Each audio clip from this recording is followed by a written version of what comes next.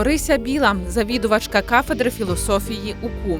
Працює в Українському католицькому університеті з 2005 року.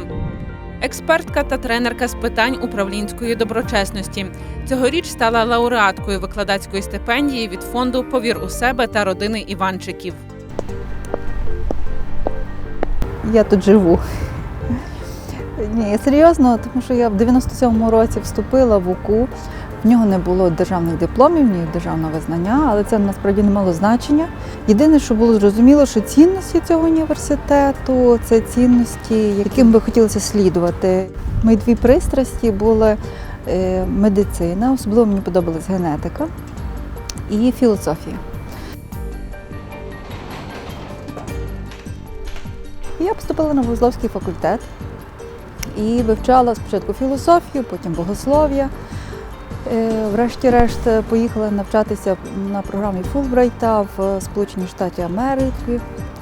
І після завершення приїхала і знову почала тут працювати.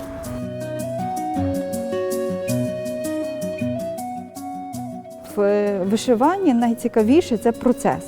14 годин на добу ти сидиш. Але за тиждень у мене таке відчуття було повного катарсису. Тобто абсолютно повне перезавантаження системи внутрішньої. Я ще одна річ, яка для мене дуже важлива в вишивці, перевіряю якість вишивки по задній стороні. Я собі так думала про це, що це, напевно, стосується не тільки вишивки, це стосується всього в житті.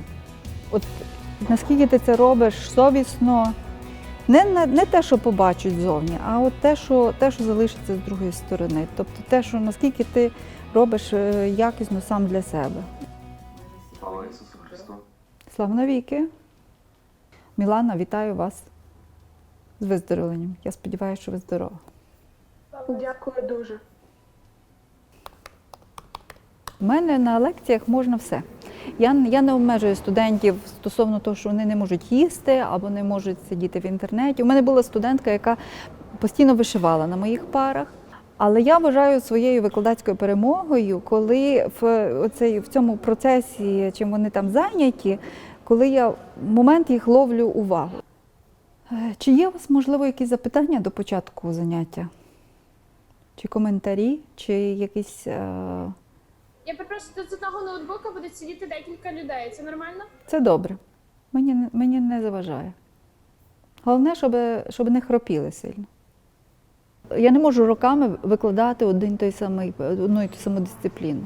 Я намагаюся їх міняти, тому що я шукаю якісь нові кути зору, теми.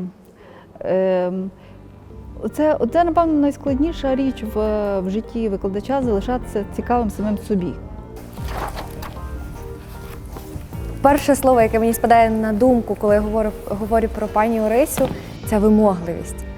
І ця вимогливість надихала і мотивувала приходити завжди підготовленою на пару. На курсі в пані Орисі отримати високу оцінку і похвалу – це треба постаратися.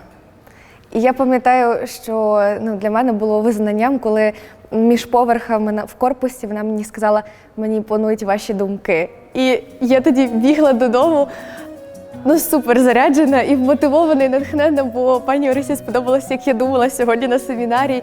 Їй взагалі сподобалися мої тези. Ой-ой, біжимо. Скільки домовільства не готується, все одно до нього готовим не будеш. Бо то цілком новий досвід. Перше, що навчила мене моя дитина, те, що ти можеш будувати скільки завгодно планів, а все одно життя піде, як піде. Тягнеш? Ну, давай. Маня сама, так. Маня все робить сама. І деколи зі студентами цей досвід дуже корисний. Тому що також якісь... приходиш завжди, аудиторія підкориговує твоє уявлення про те, як ти хотів зробити цей курс, а як його насправді треба зробити. І стосунки. Стосунки – це, напевно, найскладніше і найкраще в викладацькому досвіді і в мамівстві.